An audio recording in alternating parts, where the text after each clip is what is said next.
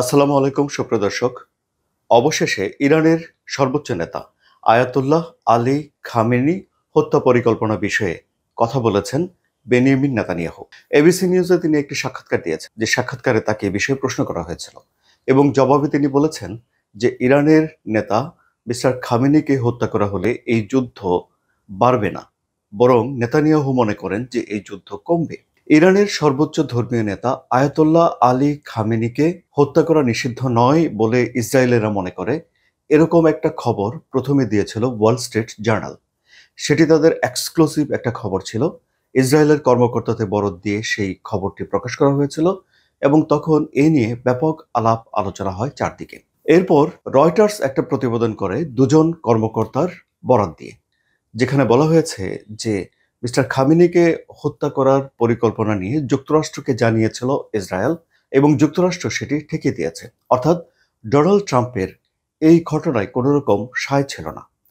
সুপ্রিয় দর্শক, এরকম খবর আমরা এর আগেও দেখেছি যে ইরানে ইসরায়েল হামলা করতে চায় এবং ডোনাল্ড ট্রাম্প তা ঠেকিয়ে দিয়েছেন। এরকম খবর নিউ ইয়র্ক টাইমস এবং সিএনএনে দুইবার প্রকাশিত হয়েছিল।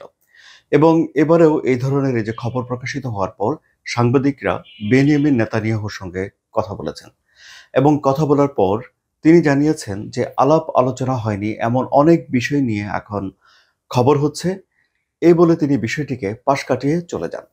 এটা ঠিক, যখন কোথাও যুদ্ধ শুরু হয় তখন সবার আগে সেখানে মারা পড়ে সত্য, ট্রুথ। যে যেভাবে পারে সে সেভাবে তখন ইনফরমেশন দিতে থাকে। অর্থাৎ যে ইনফরমেশন নিজেদের পক্ষে যাবে সেই ইনফরমেশন বেশি করে ছড়াতে থাকে সে লোকগুলো। অর্থাৎ নিজেদের পক্ষকে উজ্জীবিত রাখার জন্য যে ধরনের নিউজ দরকার অনেক সময় সেই ধরনের তথ্য ছড়িয়ে দেওয়া হয়। এটি যুদ্ধের একটা কৌশল বলেই বিশ্লেষকরা বলছেন। কিন্তু তারপরেও এই বিষয়টি এখানে থেমে থাকেনি। এরপর যখন এবিসি নিউজের সঙ্গে সাক্ষাৎকারে বেনিয়ামিন নেতানিয়াহু এই কথা বলছেন যে মিস্টার খামেনিকে হত্যা করা হলে এই যুদ্ধ বাড়বে না বরং কমবে, তখন এই বিষয় নিয়ে আবারও এক ধরনের আলোচনা শুরু হয়েছে। বিভিন্ন কূটনীতিকরা এই যে আলাপ আলোচনা বা এই প্রসঙ্গ যে উঠে এসেছে তার একটা ব্যাখ্যা করেছেন। এর মধ্যে ইসরায়েলের যারা রাষ্ট্রদূত ছিলেন তারাও ব্যাখ্যা করছেন এবং এসব ব্যাখ্যার উপর ভিত্তি করে নানা রকম প্রতিবেদন বিশ্লেষণ করা হচ্ছে।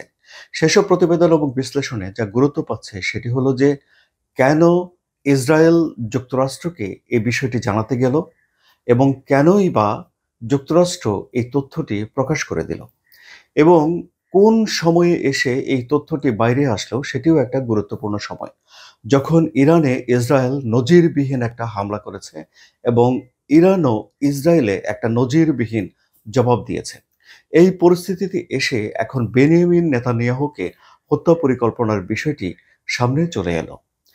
এর ব্যাখ্যা করে বিশ্লেষকরা বলছেন যে তাহলে ইসরায়েল কি এখানে এটি জানাতে চায় যে তারা এই ধরনের একটি বিষয় ভাবছে এবং এরকম একটা হুমকি ইরানের সামনে রেখে ইরানকে কাবু করতে চায়? বিষয়টি কি এরকম, নাকি এটি নিছকে একটি আলাপ, নাকি সত্যি সত্যি তাদের এই ধরনের একটা পরিকল্পনা ছিল? এ নিয়ে নানা রকম আলাপ আলোচনা হচ্ছে।